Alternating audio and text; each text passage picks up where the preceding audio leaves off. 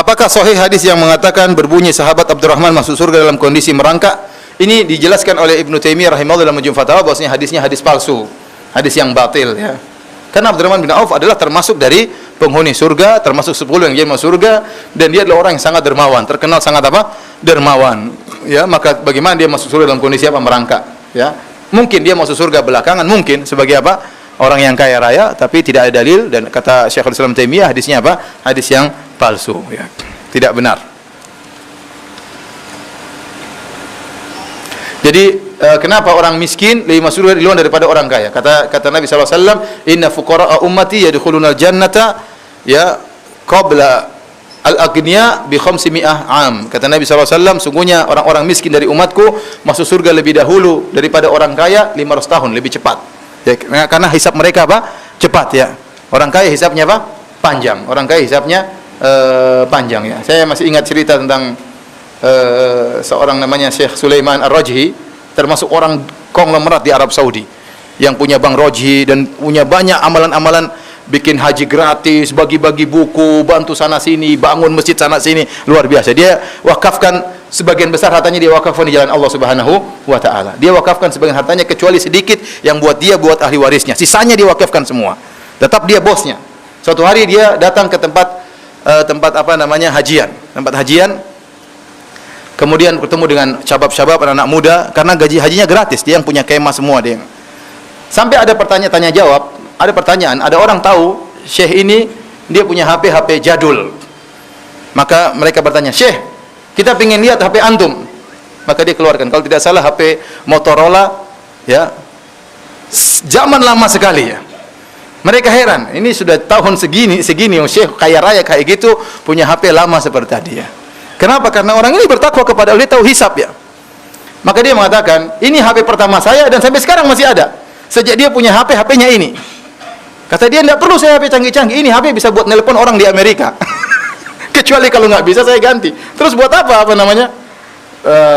HP yang mewah-mewah. Ya, bukannya nggak boleh ya. Ya kalau saya perlu HP mewah ya. Karena banyak program yang saya butuhkan ya. Ini pun cap Casio ya, dikasih orang ya. Maksud saya apa namanya, lihat beliau tahu tentang hisab dan beliau kaya raya dan mampu untuk beli HP banyak. Ini orang aja dikasih hajian gratis sama dia, ya itu pun dia tidak berfoya-foya dan dia tidak menghabiskan uang karena dia menggunakan uang dengan hisab Allah Subhanahu wa taala. Kemudian ya ada saya dapati ya beberapa mungkin seminggu yang lalu ya, ada seorang ya, dia cerita depan saya ya, dia buat perusahaan. Saya tidak ingin menyebut namanya karena untuk menjaga keikhlasannya. Dia buat perusahaan, kemudian dia membuka sekolah gratis dan macam-macamnya. Dia bilang, saya pun buat perusahaan Ustadz. Maka di situ saya buat ADRT-nya perusahaan tersebut. Hasil di perusahaan ini 97,5% buat jalan Allah, 2,5% buat gaji saya dan teman-teman saya. Jadi dibalik. Harusnya zakat 2,5%. Sekarang enggak. Zakatnya 97,5, bukan zakat, sedekah. 2,5 buat gaji dia. Ya, saya bilang zaman gini ada orang gila seperti ini. Luar biasa, ini orang gila banget kata saya. Saya pernah ketemu orang bilang, "Ustadz, saya punya gaji." Ini berapa tahun lalu saya ketemu orang Jakarta. "Ustadz, saya punya gaji sekian, 50% buat dakwah." Saya pernah ketemu orang seperti ini. Ini lebih gila lagi ya. Gajinya 97%, 97,5% buat apa? Allah Subhanahu wa taala, 2,5% buat kita ya. Ya. Terkadang saya bertemu dengan orang kaya yang menakjubkan. Saya bertemu dengan orang kaya yang menakjubkan. Saya pernah diundang di suatu kantor, ini kantor milik orang kaya. Ketemu, akhirnya dia siapkan makanan buat saya. "Ustadz, silakan." "Bapak nggak makan?" "Saya puasa." "Loh, ini orang kaya puasa, ustadznya nggak puasa." Menakjubkan kata saya. Luar biasa. Sampai ada leluconnya anekdot aja. Jadi ada, katanya ada orang Mesir sholat di Mekah. Di Mekah itu namanya ada masjid Qatori. Masjid Qatori di Aziziyah. Masjid Qatori itu ada imam yang terkenal namanya Syekh Al-Muhaisini. Dan ini memang syekhnya ada, masjidnya juga ada ya. Tapi anekdotnya lain ya. Jadi ada Syekh Muhaisini, dia punya album tilawah, suka nangis.